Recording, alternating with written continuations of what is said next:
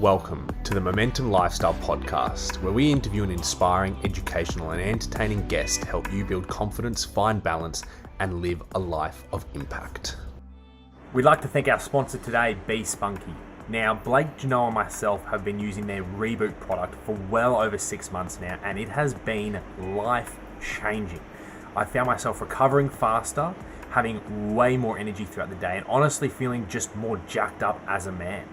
And this is because Reboot is clinically formulated to support healthy male hormone levels, providing stress relief, improved strength and stamina, enhanced drive, and overall well-being. Be Spunky Reboot contains a proprietary blend of 10 natural and organic herbs and active ingredients that are renowned for helping men to enhance physical and cognitive performance, improve stamina, energy, and endurance, optimize testosterone levels, support healthy reproductive function, support cardiovascular function, relieve stress, mild anxiety, irritability, relieve tiredness, fatigue, support healthy sleep patterns, and support healthy body weight. So as you can see, it is a must-have product for all men. So head to their website, bespunky.com.au, that's bespunki.com.au, and use the code MOMENTUM to receive 10% off all Be Spunky products. Frankie Winterstein, big fella, how are ya? Big man, how's things, brother? What's going on? Thanks for having me. Mate, good to have you here. We've been in each other's fields for quite a while, but it's taken a bit of time to line this one up. But mate, stoked to have you on here and to listen to all you've got to say over the next 45 minutes. For those that don't know of you and your work, do you want to give people a quick kind of 2-minute rundown on you and everything that you are? Yeah, look, it's a journey. It's longer, definitely longer than 2 minutes. But let's put it this way: I've represented internationally, professional rugby league player, NRL, Super League, Japan Rugby, and yeah, basically stepped away from that whole world, that whole paradigm. And you know, I've been in a beautiful relationship with my partner, my wife, my soulmate Taylor. We've got 2 wonderful boys, one on the way. So this is my work now. This is what I do. I love breathwork. I love men's work. I'm really into empowering families. You know, my wife and I have this mission. We really want to, inform as many people as we can, as many families as we can about, all things holistic health, holistic well-being. I think we're living in a crazy world where the pharmaceutical industry, the media, the press, the news, you name it, they're all trying to really take away our power. So, for us, it's about empowering these individuals and their families. It's been a beautiful journey, a beautiful transition. It's definitely come with some speed humps, some obstacles, but it's part of life, man. This is living. So I wouldn't change it for the world, man. So here I am. Unreal. There's plenty in that we'll unpack. How's the man today that I'm talking to different from the man, I would say 3.5 years ago? So when I worked with Tay and Steve, it would have been about 3.5. Is that about right? Time frame? Right, yeah. Yeah. How's the man different today from who he was then? Oh man, that was a little boy trapped in a grown man's body. I thought I had figured out what life was all about. I've been in professional sport my whole life. I've never worked a real day in my life. I went from high school straight into full-time training. I was, amongst Brad Fittler, Anthony Minicello. I was at the Rooster system. So I've come up with all those guys, and I'm a pimply 18-year-old kid, just looking up at these superstars and thinking, man, look, this is it. This is life. I worked through the ranks, and footy went okay. I ended up debuting for the Bulldogs back in 2008, and then man, and I thought this is life. As I said, it was very, very much a toxic footy lifestyle. You read the papers, you read the press about the culture there, and I was right into it. I was, how good is this, man? I was a womanizer. I was all the things, man. I was playing up on the weekends. I was drinking. I was never into drugs, to be honest. But I was into that culture, just partying and having women just be amongst it. And I thought, man, this is awesome. But little did I know, man, I was still carrying a lot of burdens from my childhood. I was there's very much a lot of generational trauma. My parenting, I come from a Samoan background. So, my parents parented me the best way they could with the tools that they had. And, that was shown via tough love, man, in every way, shape or form.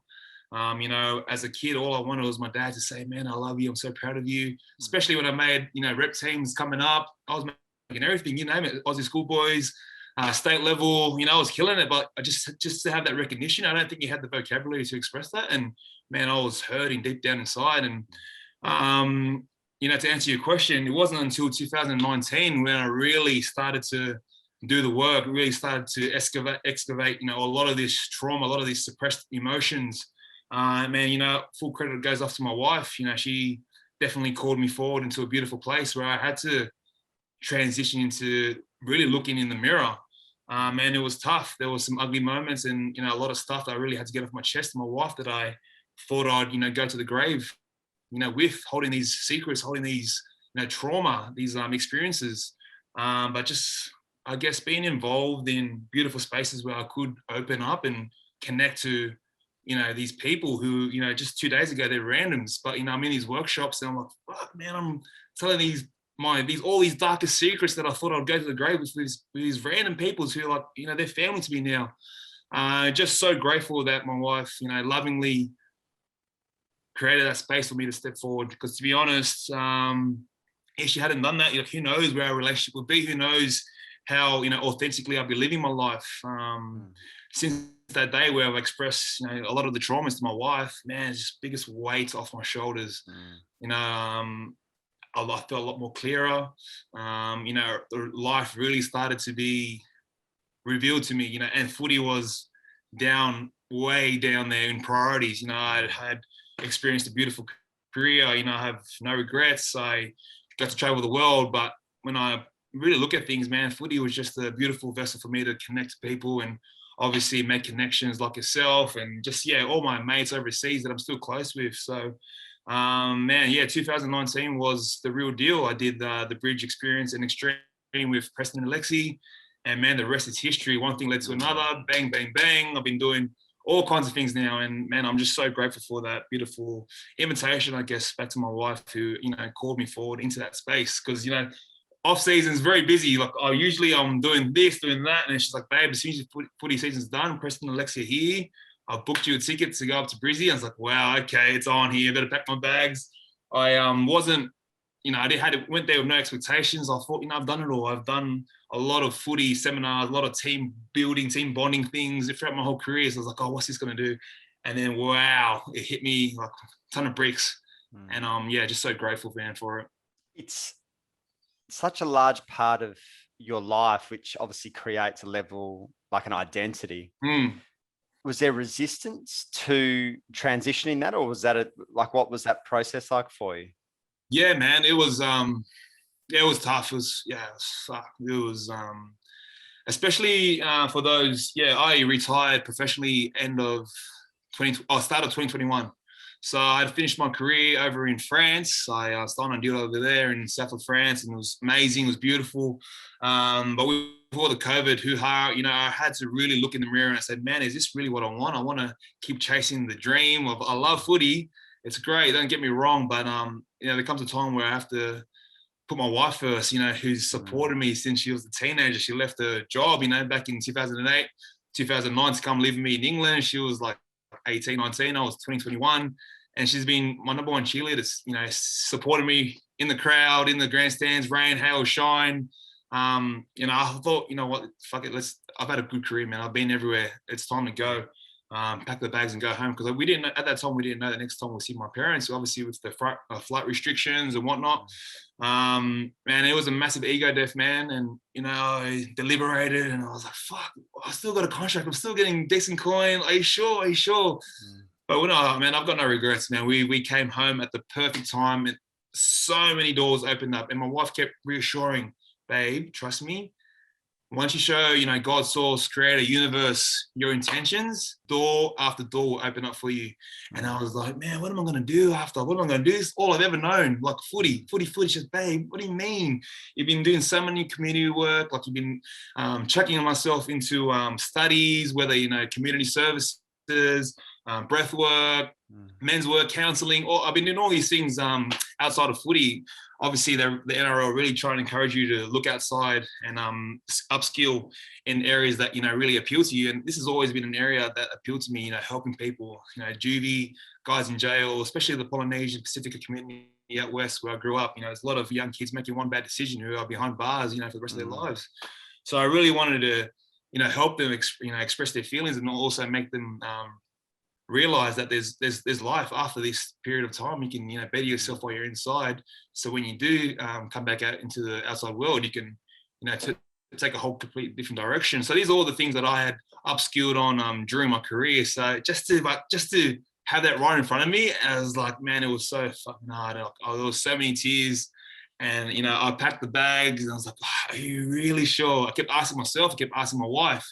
And my wife, she's brutal, man. She never wavered. She was like, babe, we're going. And I was like, okay.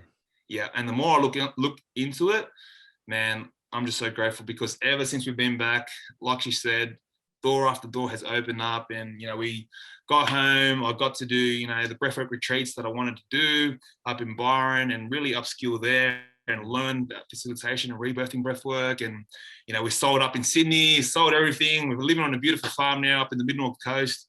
And life has been spectacular, man. Honestly, like the transition from leaving footy to now, I wish I would have done this 10 years ago, bro. Like, honestly, yeah, it's been amazing. Fuck, there's a lot in that. Yeah, sorry, man. That's good. It's great. I think what Tay did for you can often come with force or resentment from the masculine. And it's probably the most common theme and question I get asked, and also the biggest fear of like, how do I call my man forward into the work? And also a fear of like, what happens if he doesn't? Yeah. What was that process like for you? What was the dialogue for you? Was there, obviously you've come out the other side and the passion kind of, runs through your veins now, but was there resistance in that? Like, what was that transition process like for you of the ego death, the identity death, and listening to your partner, who's a very fucking savvy human, calling you into this? Yeah, like I said, man, it was tough. I had many tears, bro, and to be honest, like it was ugly. And that's why I really want to, invite all the brothers out there. It's not fucking this straight arrow. It's like 10 steps backwards for 11 steps forward, sometimes. And, I really had to connect to self. I really had to take time for myself. That's, journaling, a bit of like morning routine, like, while the kids are still sleeping, Tay's still sleeping, I just do my own thing, ice baths, a bit of breath work, and just connecting to like, man, you know what? There's so much to be grateful for. Like I had an amazing career. I played with some legends. I've literally traveled the whole world playing, 2 sports, playing for Australia, playing for Samoa in different codes and stuff like that. And I was like, man, this is it. Like, I'm happy. I get to leave on my terms. Obviously, I still had a contract there. I wasn't injured. I wasn't, playing shit or anything like that. I didn't get kicked out. This was, my decision to up and leave because the way the world was going, like I didn't want to be I didn't want to have a bar of it. So it sort of helped my decision. But definitely, my wife, she always, the communication level was, there was so much depth. And I felt like I was supported in every move. Like it wasn't really like fucking shouting from the rooftop, nagging me, sort of that, that energy exchange, where it was more like, just look on the good side, baby. You've really set yourself up well in community back home in the rugby league scene and everything like that. So it was more of a autonomous decision on my end. Like I thought, oh fuck yeah, actually, let's do this. Let's pack our bags, let's go. Which is like a perfect example for women out there to invite their partners forward. Is maybe just generally ask questions, find a common ground, and invite them into that space instead of just that voice that comes when you're like, oh fuck, my missus really wants me to do something. Like it's going after a while, but I think just trying to flip the script on that, where we put the men in charge of making the choice, just really inviting them forward lovingly and, having patience with that too and having grace with that. Yeah, it's the terminology that I'll often use if someone was to ask me a similar kind of theme is like, how do you empower them to step into their truth as opposed to like that emasculation, castration, ball and chain, nag. Like, that's not the energy you want that shit to come from. And like you end up doing the exact opposite, don't you? You're just like, nah, no way, I'm not giving into this. Yeah. Talk to me. The last couple of years has been interesting. I'm very much, as you're aware, on the same page as you in terms of how we see the world unfolding. How's that been for you? Because you guys as a family and as a couple are quite polarizing in terms of your decisions and your choices and how you see it. How, because you're both such loving people, which, you know, with some of the backfire that can come, it can, I assume, because I've experienced some of it myself over the last couple of years, nowhere near the depths that you have, be quite hard to stay really open and expansive and in your heart space and you know, with the kind of fire that can come. So how's the last couple of years been for you guys? And what have you done to stay in your body, stay open, stay expansive and stay loving? Yeah, man. It's been a roller coaster. But one thing, you know, wifey and I, we always come together and connect is, man, we've been chosen for this, bro. Like nothing that we can't handle will ever reveal itself to us. And it's something that we really are conscious and really communicate well with each other. You know, once a week we check in Sundays, like, you know, we do our Sunday ceremony. We love to connect and just, I guess, you know, express to each other what's been happening during that week. Because as you said, some weeks, man, we're getting pumped. You know, when at the heart of the bullcrap that went on, man, we were like, Channel 9, like 60 Minutes, Current Affair, Telegraph, front page, back page, and like, I'll tell you a funny story. When I moved over from Manly to Penrith, it was like a off-season transfer. So I finished up with Manly on the Friday, and I started with Penrith 2019, the week of round one, because they had a few injuries and needed a back row. So I went into Penrith my first day on the Monday, walked in, and fucking checked out the telegraphs in the cafeteria. I was like, oh my God, it's me and Tay on the front page, anti-vax wag, this and that. I was like, oh my gosh. I go, all right, here we go. This is the test. Say good day. So I go on and say good day to Phil Gould, Ivan Cleary, all the boys. No one said anything. And like, I think that's the respect that I've, I guess, built up over the years. You know, a lot of the boys, they know my stance and they respect that because they know who I am. They know the character that I am, the loving nature that, you know, my family and I are in and around the changing rooms, in the games. Like we never judge a book by its cover. You know, we accept everyone for who they are, what their beliefs are. So it was really, it was a big tester. You know, I go in for lunch after the field session, and like this Channel 7 Sunrise, they got a big article of me and Tay and all these things. I was like, okay, here we go. I'm literally eating my brekkie, having a coffee next to the boys at the table, watching myself on TV, and not one person said anything. And yeah, like with that, I think we're not immune to it. It definitely hurts some of the stuff that we cop, and you know, the trolls and all that, you know, hoo-ha, and especially when they bring up the kids and stuff like that. It really it digs deep. But you know, we know who we are. Like I said from the start, this is our journey. This is who we are. We know what's right. We know what's our truth. And a big thing for me leaving that footy circle was, you know, I could really authentically be there and really show up next to Tay, because for a while now I was, you know, always in the background.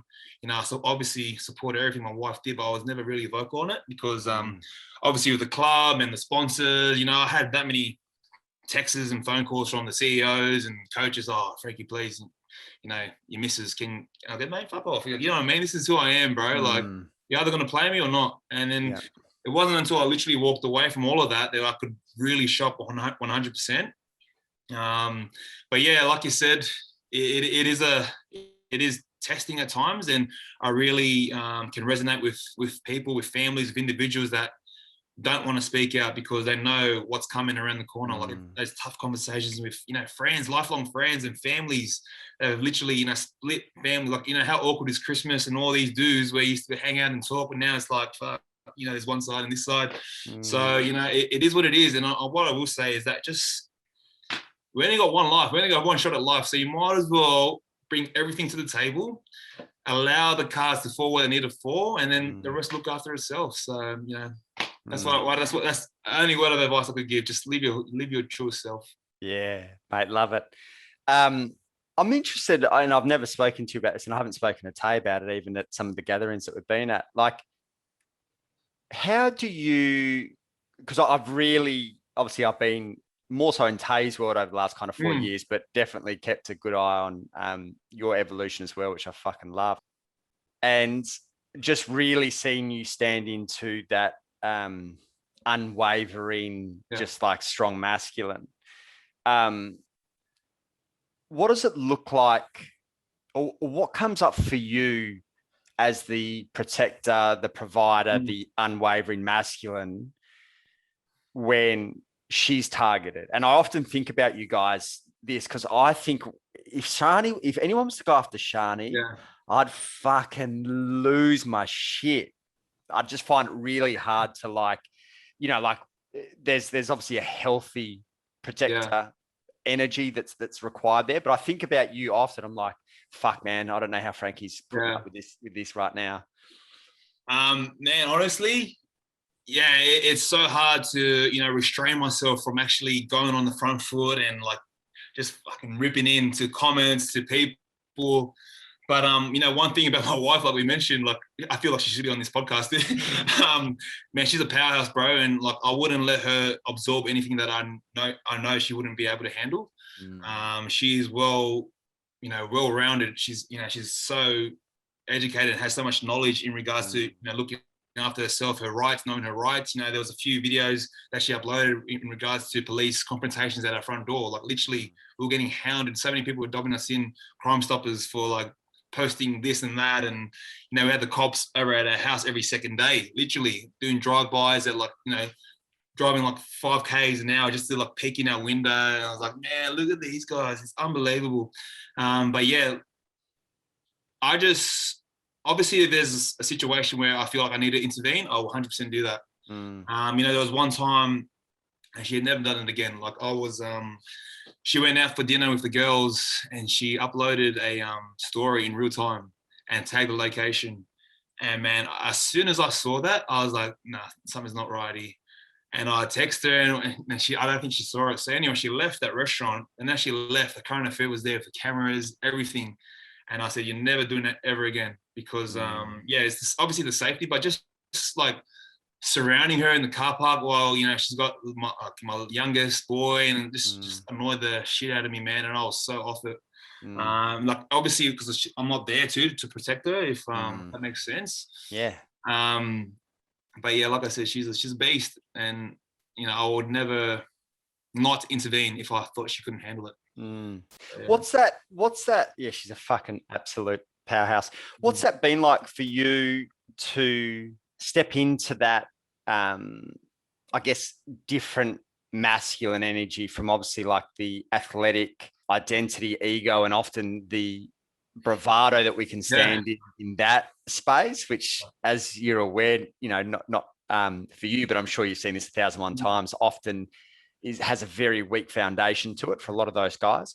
What's that been like for you to step from that kind of energy into a really solid, grounded energy, especially when you're side by side with someone who is such a powerhouse? Like, what's that look like for you? And even potentially, what's the stories that have come up for you in really stepping into that properly over the last 3.5 years for you? Yeah. Oh man, it's been a challenge 100%, because you're aware, you have that awareness around everything, every action, every word, every thought. And with awareness, there's a lot of accountability issues that, I can't hide away from. And, back in the day, the old Frankie would have been like, nah, it's not my fault, blah, blah, blah, XYZ's fault, nothing to do with me. But, here I am trying to really, as you said, grasp this really well-rounded, human being first and foremost. And it comes with a lot of tough conversations, comes with a lot of acknowledging, I was in the wrong, and, apology, being very apologetic for my actions, and learning from all that. I think that's one thing that I really wanted to, really step into was, especially, around fatherhood and my boys. I obviously had, my father was, as I said before, was parenting from his own experiences. So now being in this space and having the consciousness around it, like, man, there's so many things I would have tried to do with my eldest, because obviously he's 6 now, turning 7 in this year. But I'm just rewiring all those old patterns, and I'm just really making a conscious decision how I parent my boys, especially I think I've been blessed with boys for a reason, and there's nowhere to hide. Our boys are very free-spirited, young, energetic kids. Compared to my lovely nieces who are just so petite and very, very friendly, where my boys are like WrestleMania 24/7, man. It's crazy. So just really being in that space where I can allow them to be seen exactly how I wanted to be seen when I was a kid. And then also with my wife, just also holding space for her and being the partner and lover that she needs, and being that that beautiful soundboard when I think things can be a bit different, or if she needs any help or support, especially now she's pregnant, not too far away, so things are really amping up, and I need to step up to this beautiful space where I can hold her and make her feel loved, and welcome this new child very, very soon onto our farm. So it's all happening, but as you said, like, it's a lot tougher because I have that awareness, I have that consciousness around who I want to be and who I'm trying to be. And it's beautiful. It's a beautiful dance, because as soon as you do something that's a bit out of line or a bit out, doesn't have the intention that you want it to have, like, oh man, I'm the first to put my hand up and say, I'm sorry, man, like, I really dropped the ball here, babe. Let me do this, let me make it up to you. But she, she's loving it. She's enjoying it. I think, she feels a lot more supported, which, that's all I wanted really. Once I left footy, my wife's been my number one supporter my whole career. So for me to be in this space now where I can support her and her dreams, and, we can co-create beautiful offerings and, live side by side and really do the work that we need to do, that we've been called forward to do. It's amazing. Not many people can say that they can, be in the space of their partner and their soulmate and actually, be in business together, really, essentially. So we're at a good place right now, but it's never gonna be easy. I think we always uncover more and more things. As when you're in the work, there's always layers. It's like an onion. It's never ending, where we can, up level and upskill, and it's exciting, but I wouldn't change for the world. What you mentioned, accountability and kind of showing up more and better. What would you say if you were to characterize the difference between you 4 years ago and you now, potentially in traits, in terms of the way that you show up? What do you see as the differences? And maybe Tay can answer this question just as well as you can, but how would she say you're showing up different from the version of you 4 years ago? Yeah, it's that accountability. Like, I never being blamed for anything. I always found an exit. I always found a back door where I could shift the blame onto someone else. And it's funny because always in the footy circle as a professional sportsman, I was the first one to put my hand up and say, "Fuck, boys, I could have done this better. I should have made that tackle. I should have been working harder in the gym," or whatever it may be. Like coming back from pre-season a bit heavier, or whereas I leave the training fields and go home, and that hat that I used to wear, that mask, I'd leave it at training, and I'd come home and it wasn't my fault, wasn't this, wasn't that, and just really, I think just showing up in 100% authentic way where my wife feels that love 24/7. There were so many times where I put my career first, my own needs first, and my wife and my boys just got the scraps, legit just got the scraps and whatever I had left after a hard day's training or a shit game or whatever. So now, like, I know every time I'm in their presence, all my boys want is me, their dad, like their happy dad and their loving dad who wants to play games and play board games and draw and all the things. And my wife just wants someone, where she can feel supported. She's definitely someone who loves acts of services and really show affection to her, and I guess just cuddle and really just speaking to her love languages and being present, because I don't have that excuse of, oh man, I got to play footy on the weekend, I got to go train tomorrow, I got early start, all that stuff's out the window, especially being on the farm, you know what I mean? So it's definitely a tester, but I'm here for it all, man. I'm enjoying the ride. Awesome. So talking of your kind of offerings and the work that you guys do together, Families for Freedom is a big part of what you stand for. Yeah. What is Families for Freedom, and what's freedom to you, which has probably been strengthened in terms of your message over the last couple of years, I would think. Yeah, well, listen, freedom to me now, it has changed completely after leaving, that old paradigm behind, that footy scene. I think freedom in all areas of our lives, we've got to be free in mind, body, and spirit. That's a big thing. And, I'm just so blessed to be walking alongside Tay in this beautiful world we call life. And we've got an offering where we connect like-minded families all across the world. We've got families over in the UK, in Europe, in America, who join us, obviously on our private Telegram chat. And we just connect. We obviously finding solutions. We're very solutions-based. We're not waiting for Tom, Dick, and Harry. We're not waiting for Scott Morrison's replacement or whoever, all these politicians. We're not waiting for nobody. We're really taking this world in our own hands, and we're finding out ways where we can support each other, support small businesses, like-minded businesses, and find a solution. Obviously, a big part of that was for us personally as a family was to find some land and sell up and really dig our heels and start growing some food, because who knows what's going to happen very, very soon. But yeah, we'll see what happens. But that's a different story. But with Families for Freedom, we get together and we do a once a month a mentoring call. We have guest experts. We've got a bonus coaching call, which I'd love for you to have on, brother, as a bonus coaching call. So yeah, we're just finding solutions, bro. And obviously the biggest, I guess, the toughest thing for families like ours is to connect. We feel so isolated. The media, the press, the news, they all do a magnificent job into like isolating us and making us feel like we're the what do you call it? We're the minority. Yeah. But really, mate, we are everywhere. And that's one thing that we've been super blessed with. We're pretty recognizable faces now. So everywhere we go, we always get stopped, and it's crazy. And like, I'm thinking, I must be a footy fan or something. And they go, Tay, Tay's Way's husband. I was like, oh yeah, that's me, man. So it's beautiful, man. Honestly, we are so blessed. And like, it just makes us feel so supported, because everywhere we go, there's always families like sending us good vibes, sending us blessings, just thanking us for, I guess, opening up their eyes. Because, once upon a time, our eyes were closed, very much so.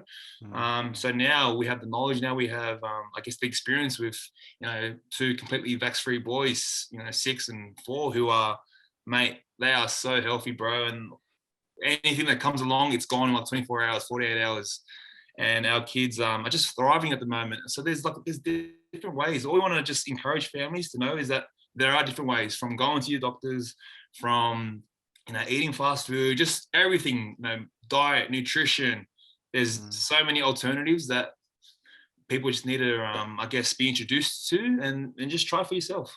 Yeah, trying for yourself is, and yeah, I've seen it all play out the last couple of years. And obviously you guys and a number of other people I follow with a similar train of thought. The way that people try to spin what you're saying, the messages is just bullshit. But really, at the end of the day, the most recurring theme I see with you guys is like, do your own research, try it for yourself. And like, how can you possibly make that as a bad advice? Do you know what I mean? Like, cool, you work it out for yourself. Yeah. It's pretty sane advice. But one of the things that I love, and you mentioned it really briefly there, I just wanted to touch on it briefly as well, because I've spoken to Shani and I've been like, when we're ready to buy land, we're talking to Frankie and Tay, we want to sort this out. What's your reasoning behind the purchase that you've made from a land point of view? Yeah, for us, we've all, to be honest, it probably didn't really come into our awareness until we were over in France. Like, living on a farm was not something that we've been, been thinking about for a long, long time. It was literally when we were in France, back in 2020, the pandemic came. I literally told my club, I'm going to south of France, Toulouse, a beautiful city. I want to be amongst the vibes, get us an apartment in town, right in town, so I can go down to cafes and live the French dream, right? 2 months later, we go into lockdown, 55 days. I'm in an apartment. I've got 2 young boys. I've got 3 bedrooms and a 2 meter by 1 meter fake grass backyard. We were only allowed out for 1 hour for 55 days. And that, it drove us mental. Like, it was so bad. It was so tough, but it was cool, because we really made the boys, we wanted every day to be fun, and we did something different. But what it showed to us, what it revealed to us, is that, man, we need space. We need to grow things. We need to start thinking ahead. And obviously with the the World Economic Forum and all these things coming out about, how you won't own a thing, but you'll be happy. One thing led to another, and we're like, you know what, as soon as we get back to Sydney, we're selling up. We're going to find some land. Because after that lockdown in France, I rang my CEO straight away. I said, listen, thanks for giving us an apartment, but we want to move on. We need some land. We want to move out. And they found me a new place in the countryside. It was just under an acre, and it's about a 25-minute drive. But what that showed to us is like, how good is this life? Because for the last 2 months while we're living in France, we were living on a beautiful property, fresh air. There was no cars. It was literally just us in the middle of nowhere, and there was so much serenity, and we really felt at peace there. And that was like the nail in the coffin for us. Once we get back to Sydney, we're out. And yeah, we've been in there since start of December, end of November, and man, we haven't looked back. And another reason why we wanted to jump on land was because eventually I've recently ran the Brothers Voyage, a men's gathering, a men's retreat. We want to hold families. We want to welcome families, onto our property. We want to really connect to our tribe, our Families for Freedom tribe. We've already scheduled a few retreats just to get them together in community on land and be amongst each other's energy. Because I feel like time is really going to rebuild itself soon with the shortages, with all the madness. I really think that things are going to gear up probably end of this year and the start of next year. To be honest, I think we were just scratching the surface of this crazy experience, this beautiful experience we call life. And we just really want to be as self-sufficient as possible, bro. And as I said, mentioned before, we're not waiting for the next Prime Minister and Tom, Dick and Harry to do things for us. We're just going to go out there and do it ourselves, man. It's I had Brad Cusworth on. Have you crossed paths with him? Yeah, sweet. Yes, Brad. Yes. Is that in Victoria? But he's on the road now. He's on the road now. Yes. No, I'm sorry. Yes, I do. You guys should link up. He's of the same train of thought. But and you said it perfectly at the end. That was kind of what I was looking for. But a big part, I assume, of the land is to become self-sufficient. Whether it's growing your own veggies, potentially having your own meat, just in case something was to go wrong in terms of food supplies or anything else like that, which could easily happen. Yeah. That's we got our first load of herd coming this week, 13 cattle. We purchased with our neighbour. So yeah, really looking forward to that, and just learning, man, because I've been a city boy my whole life. I just freaking figured out how to attach a trailer onto a tow bar like 6 months ago, man. It's been a massive crash course into learning and really being self-sufficient as possible. We're very fortunate. We've got amazing neighbours in and around the area who have popped in and said g'day and have dropped off boxes of fruit and veg. They've been there 20 plus years, and they've got well-established crops, well-established fruit gardens, and we're just learning. Like, you learn pretty quick out there, especially being pretty far away from town. So it's definitely an adventure, but our boys are loving it, and that's one of the reasons why too, because we homeschool our boys. So there's no better environment to learn than outside, I feel. Learning from your own mistakes, learning from Mother Nature. It's a beautiful teacher. So we're so fortunate and very blessed to be have abundance of all of that. I am very strong on the homeschooling. And again, Shani and I have both spoken. We're like, fuck, well, let's reach out to Frankie and Tay when you're ready. What's that look like? And how's homeschooling played out, and how would potentially you see it different to buying into the system? Yeah, well, we purchased a homeschooling online curriculum, but whereas we print out term 1, term 2, term 3, term 4 sort of thing, and it's a basic draft of what boxes we should be ticking along the way, because obviously our eldest is the only one in school at the moment, well, for his age group anyway. So yeah, Ziggy's doing the kindergarten lessons at the moment, and man, for us that looks like 2 hours in the morning, 2.5 max. And then, free time, playtime. So we're just literally just going over the sheets. We do a couple of letters, we do some maths, do some English. We, obviously at the moment now, he's really picking up his reading at the moment, which is amazing. Read like a little short book, and then we're done, bro. We're outside on the monkey play set. We're swimming in the creek. We're doing some fishing. We're trying to plant some veggies to see what happens over winter.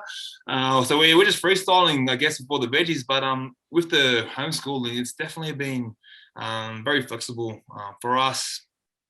our kids, there's a big thing around obviously education at the moment. If we were to put our kids into school, definitely be more the Steiner Steiner route. But yeah, being like in a public school surroundings is probably not really in line with us at the moment. I'm sure there's some amazing teachers out there, and my sister-in-law is definitely once the mandates all came in, there was such an awesome teacher.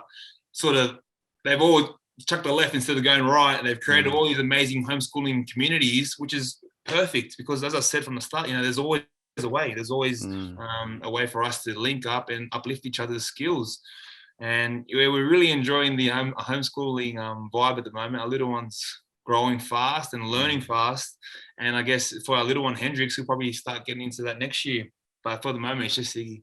Unreal.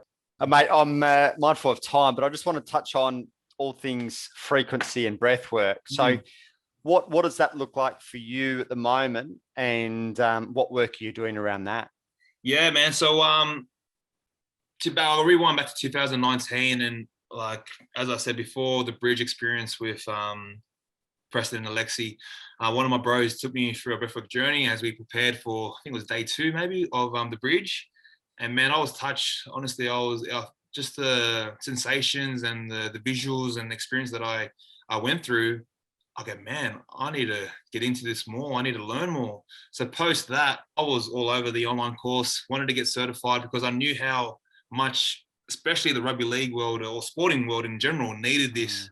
Because there's so much pressure, there's so much expectation, there's so much anxiety levels, especially if you don't have the proper support networks at home, where the boys can struggle with opening up or just releasing, I guess, a bit of tension throughout the week. The last thing you want is to rock up on a Monday after a shit game and see your face on the papers and all that sort of stuff. So for me at the start, I was like, man, I need to introduce this to my footy circle. But the more I jumped into it, I was like, man, this is fucking amazing. Like, I need to do this for myself first and foremost. So yeah, I got certified in summer breathwork. Once I finished that, I came back to Oz when I finished up in France, and I did a rebirthing course, rebirthing facilitation training up in Byron with a lady named Redlin, level 1, level 2. And this is just, rebirthing is a different style altogether.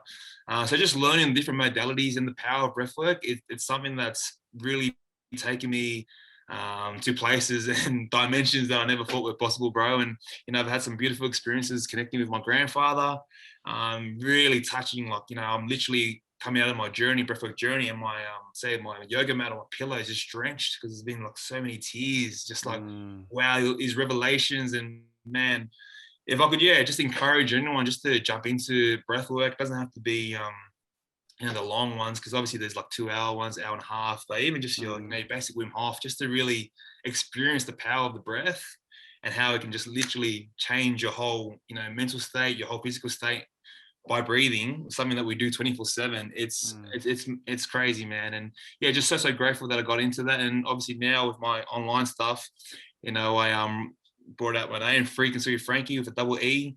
Because for me, the breath does set me free. So I've been doing online stuff. I was doing in-person stuff last year, but being on the farm now, it's a bit hard just to drive down to Sydney every 2 weeks or so. So I'm gonna reintroduce some more stuff online in June. But at the moment, the last biggest thing I did was the Brothers Voyage I had last weekend. I held 10 brothers up in our property for just a beautiful connection over 3 days, and man, it was so powerful, bro. And just really, really grateful for the lads that joined me, who come far and wide. Had some guys fly up from Tasmania. One of the dudes drove up from Victoria.